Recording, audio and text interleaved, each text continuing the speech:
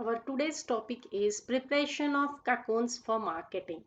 Content of this topic is desirable physical features of cocoon, undesirable cocoons, transport of cocoons, cocoon markets.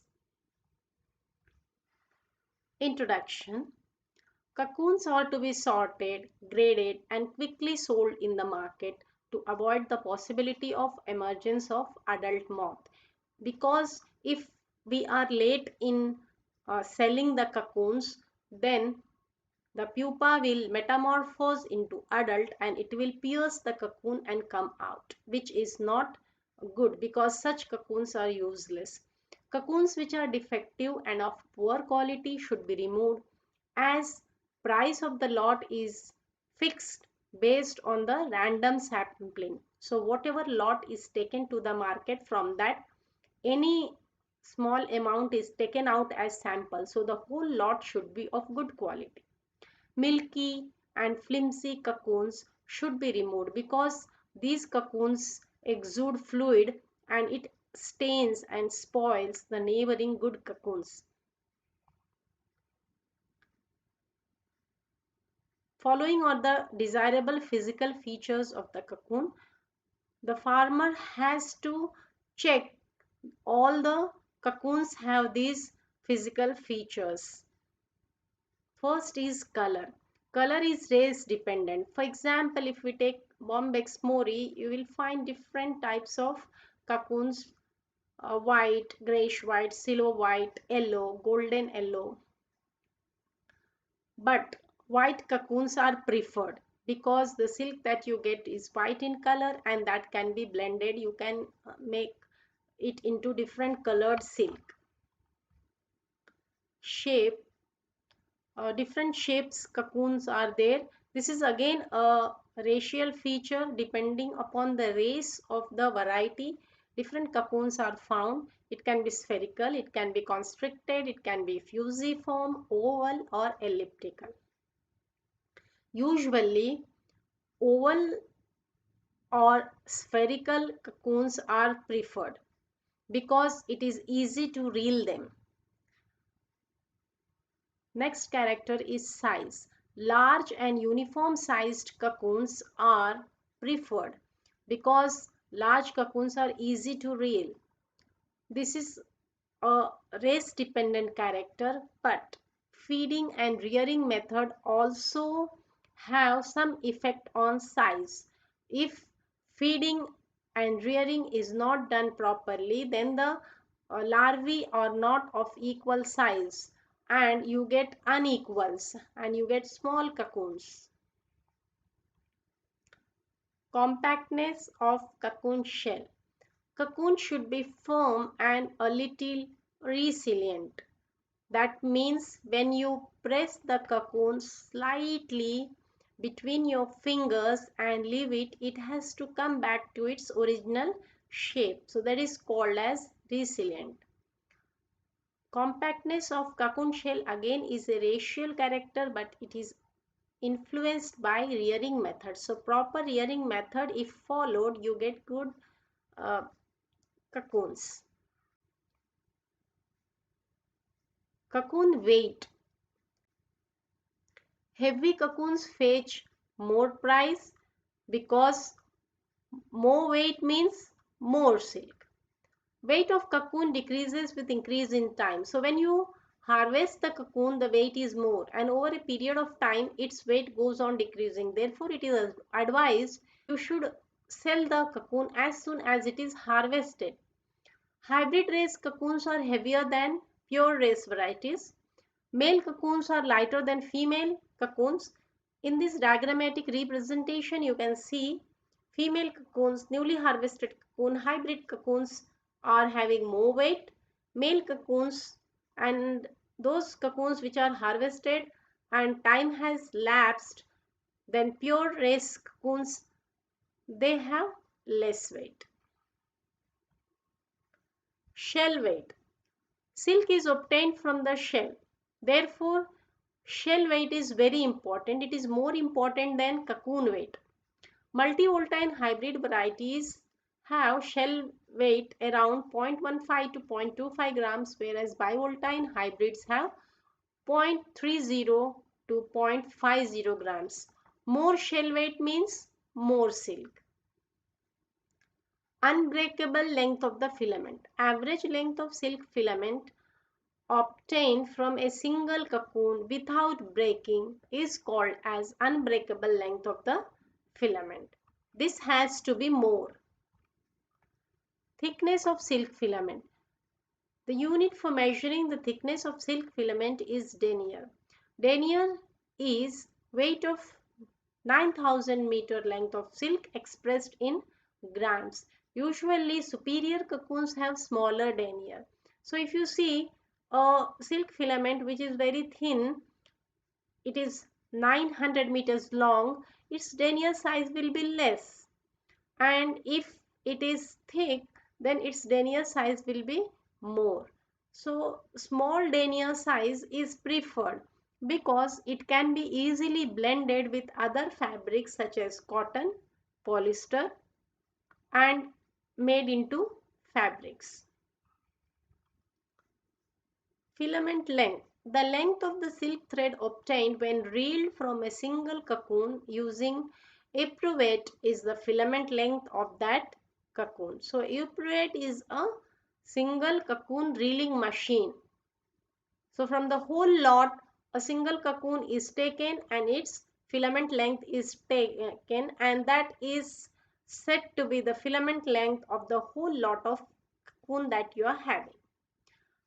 Multivoltine Indian varieties have 330 to 400 meters length of filament. Multivoltine Indian hybrid varieties have 400 to 650 meters. Multivoltine Indian crossbreeds have 800 to 1200 meters.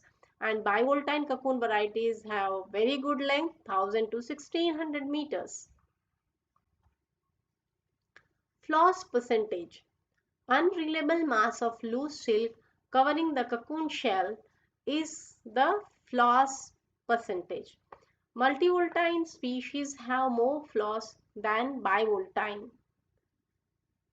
Rendita. The number of kg of cocoon required to get 1 kg reeled silk is known as rendita. So multivoltine species have more rendita. That means the number of cocoons required to produce 1 kg silk is more. That means the silk that you are getting from the cocoon is less. That is why you need more cocoons, right? And in case of bivoltine, the rendita is less. So less number of cocoons are required to get 1 kg real silk. Okay, that means bivoltines have more silk in the cocoons. Reliability. The ease with which cocoon filament can be unwound is called as reliability. It represents the percentage ratio of unbroken filament to the whole filament length. Bivoltines have better reliability as compared to multivoltines. That is why on multi-end reeling machines, usually bivoltines are used. Multivoltines, especially Indian multivoltines, cannot be reeled on multi-end machines. Usually charkha or cottage basin reeling is done.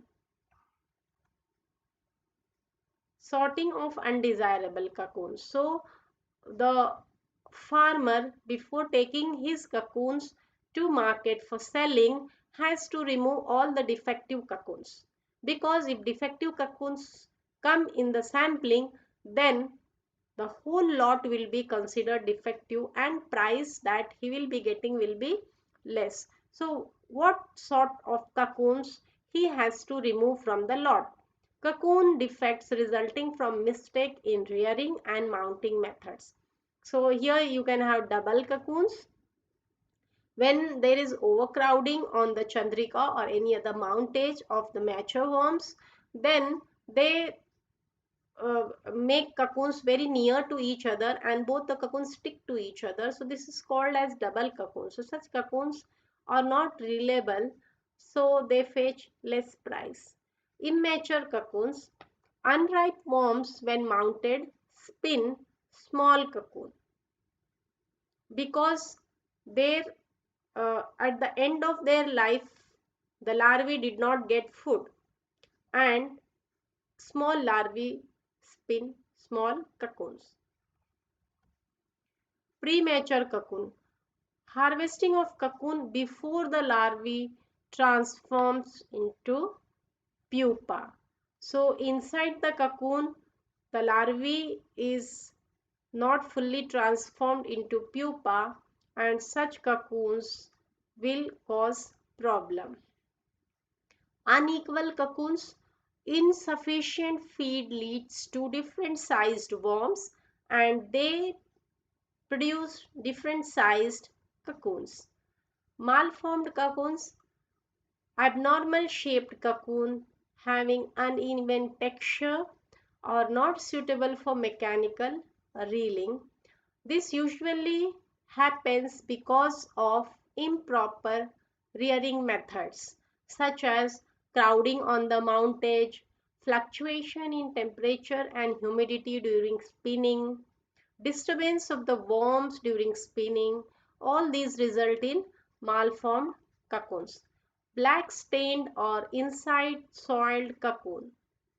Sometimes the pupa dies inside. This may be due to disease condition. So if the larva is having any disease, fungal disease or bacterial disease, and if it spins a cocoon, then it dies inside the cocoon. And such dead pupa ooze fluid, because of which the cocoon gets soiled, and adjoining to it other good cocoons will also get soiled. So such black stained or soiled cocoons have to be removed immediately. Mute cocoons. Dead pupas stick to the shell from within, because usually a good cocoon, when you take it between your finger and move it, you can hear the sound of the pupa. But when you cannot hear the sound of the pupa, if it is a mute cocoon, that means the pupa inside is dead and is sticking to the shell from within. So such cocoons have to be removed. Rusts outside or soiled cocoons. This might be due to the excreta of other worms. Calcified cocoons. This happens when, because of fungal infection, the pupa inside is infected and it is mummified. So, for example, we have calcino. In that case, it happens. Loose knot, fragile or thin shelled cocoon. Here the cocoons have very loose knots on them, and the shell is also very fragile, so it's not possible to reel such cocoons. So these cocoons have to be removed. Double layered cocoons. Cocoons with 2 to 3 layers of shell due to drastic environmental changes during spinning. So such cocoons from outside you cannot tell it is a double layered cocoon. The only thing is that it appears slightly larger than the rest of the cocoon. So that is double layered cocoon. So such cocoons also has to be removed. Defects due to parasitic infestation. So if there is parasitic infestation of oozy fly or dermastid beetle, then perforated cocoons are there. So such perforated cocoons have to be removed. Defect due to moth emergence. So if you are harvesting your cocoon late, then the adult moth will emerge out, and such pierced cocoon, because of the emergence of the adult moth, do not fetch any price. They have to be removed from the lot. Transport of cocoons. After removing the defective cocoons and retaining those cocoons which have desirable parameters, they are taken to the market. Cocoons harvested are to be transported to the centralized market quickly. The Central Silk Board has recognized some centers from every state as its centralized markets. So all the adjoining farmers take their cocoons there for selling. Avoid transportation in heap or closed bag, because it causes perspiration of the cocoon, and because of this what happens is the sericin layer of the cocoon is affected and it causes problem in reeling. Transportation should be fast and it should be in perforated containers to avoid perspiration. Avoid sudden jerks during transportation because sudden jerks will kill the pupa. Sudden changes in uh, temperature, environmental condition will also kill the pupa, which is not good because if the pupa dies inside the cocoon, then such cocoons are rejected. Cocoon markets. Cocoon market favors the reelers as cocoon is a perishable item. So the farmers cannot keep the cocoon with them for a long time. They have to sell it. Because of this, the reelers have their monopoly. What they do, they fix the price and the farmer has to sell it at that particular cost. Price is affected by supply and demand also. So if supply is more, then price will usually go down. The rearing of silkworm is done by almost all the states, but it is only few states where reeling is done. And these reeling centers, they dictate terms to the farmers at what cost they are going to purchase the cocoons. Though we have centralized marketing federations by the Central Silk Board and state governments so as to protect the rearers from the monopoly of reelers and middlemen, but still, manipulation of price and interstate smuggling of cocoon is a big problem. Thank you.